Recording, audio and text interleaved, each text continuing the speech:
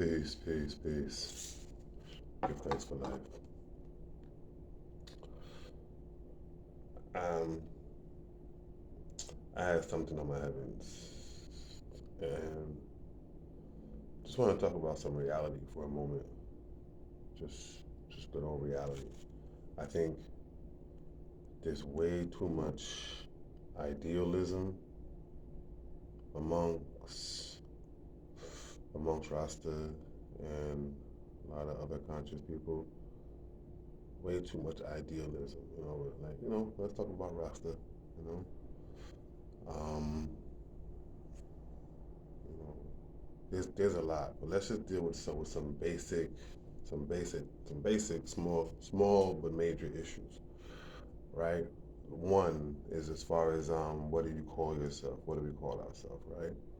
Now, mind you, I've been trying to do this for a long time, and I've been through it. I overs the sediment, sentiments of it. Sediment is something that's settled, like so it's the sentiments of it. Um,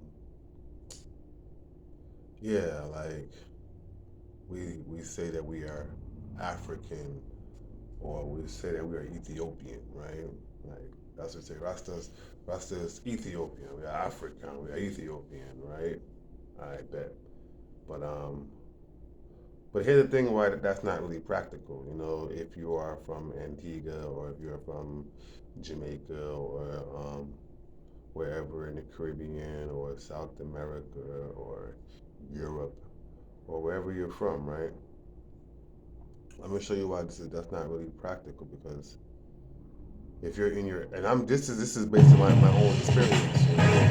Introducing the I'm all-new basing this Honda I'm HR-V. basing this on With my impressive experience. You sports know what I style mean? inside and And out for the brand owners are calling most fun to drive. in my own Honda, experience, the power of dreams. like you meet people and you tell them that yeah, I'm African because you don't want to say you don't want to claim the, the plantation that you were born on.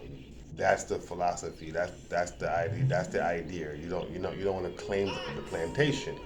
So you say that you're African because somehow by saying this, it makes you more free. You know, sounds good. But here no. When you're talking to people, when you meet people, and you tell these people that you're African, what's the first thing that's going to come out their mouth next? Oh, really? So where are you from in Africa? Now you set yourself up, right? Because you already said you're African. So they're like, oh, well, where you come from? What part you come from? Oh, well, I'm not really African. But some rosters will get bold and say Ethiopia. Really, you're Ethiopian. Well, and then you mess around and you buck somebody who got some knowledge. Now they asking you what provenance and what tribe. You know what I mean? So it's like you tell one lie, you gotta start telling more lies. At this point now you lying. You know what I'm saying? If you say Africa and they call you out on that, and that's the man say Ethiopia. Now it's like you're lying because now they call you out on that because they've been there a couple times. Your dumb ass never been there, but you claiming Ethiopia, you never been there. Now you got a white guy in front of you or some whoever in front of you, sister who done traveled. You know what I mean? Now sister looking at you like you stupid because you done told sister you African Ethiopian. She done been there 3 times and she asking you something about the place and you know nothing about it because you not really it, bro. Your grandparents from South Carolina and you born in Rochester, New York. Like, you know what I mean? So it's like you telling people you're Ethiopian, or you telling people you're Ethiopian, but you're born somewhere in the Caribbean and you living in Brooklyn, but you telling people you're Ethiopian, and eventually that's going to look stupid. They're going to call you on that. So it's like the ideology is like okay, like come on, man, stop shaming people for their nationality. Be Pan African, and being Pan African still doesn't separate you from your nationality. That's just real talk, you know what I mean? So it's like I know exactly what that vibe is. As a young Rasta, I was doing that, telling people I'm Ethiopian and I'm African, and then you buck ones who done traveled, and they ask you some questions and they call you out on that, and then you looking stupid. Well, I'm not really from there, I'm from here, but because I'm Rasta, I say I'm that, and they're like, huh? So what the hell are you? Boy? Oh well, I'm American, I'm born in Yonkers. It's not a shameful thing, people. It's not a bad thing. Stop being ashamed of what you are. You are what you are. Your nationality is your nationality. If you travel to Africa, they're going to identify you as your nationality. They're not going to just say, oh, okay, welcome home, and just place you in a tribe. If you can't be placed in a tribe, your tribe is America. Your tribe is Boston or Idaho or wherever you come from. You know what I mean? East Point, wherever you stay. You know what I mean? That Netherlands. That's just what it is. It's not a big deal. Like, you know what I mean? Like, just it's not a big deal. You are who you are in terms of your nationality. It doesn't make you less or greater.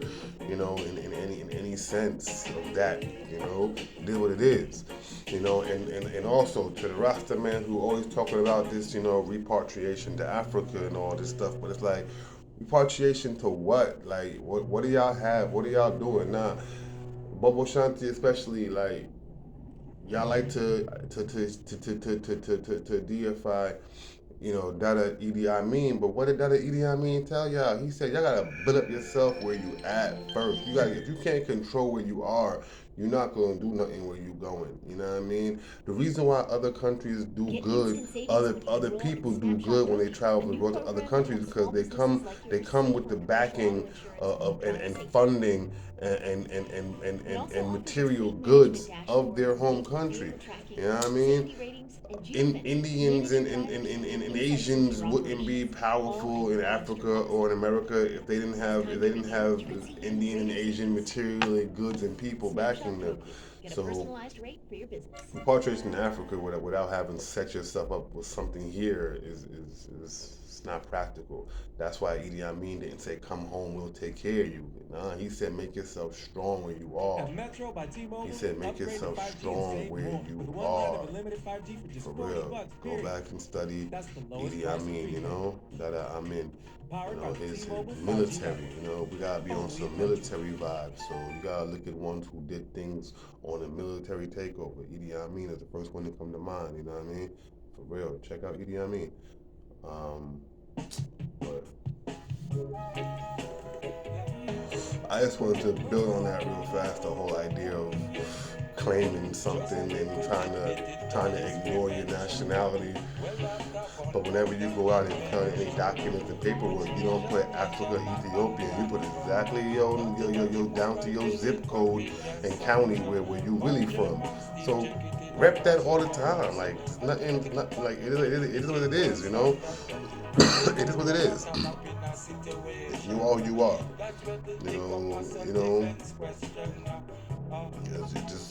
That's just what it is. There's no going around it. Because if you try to go around it, you're gonna hit a dead end. You're gonna be looking silly.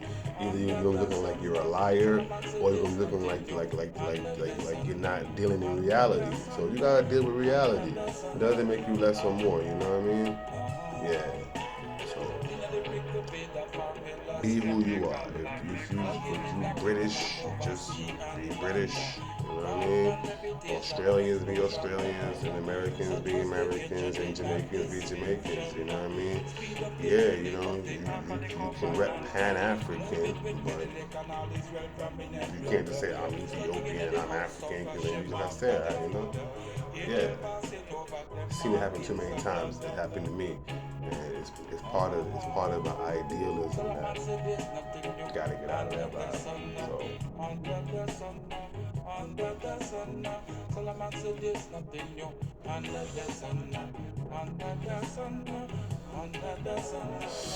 Give thanks for life, y'all.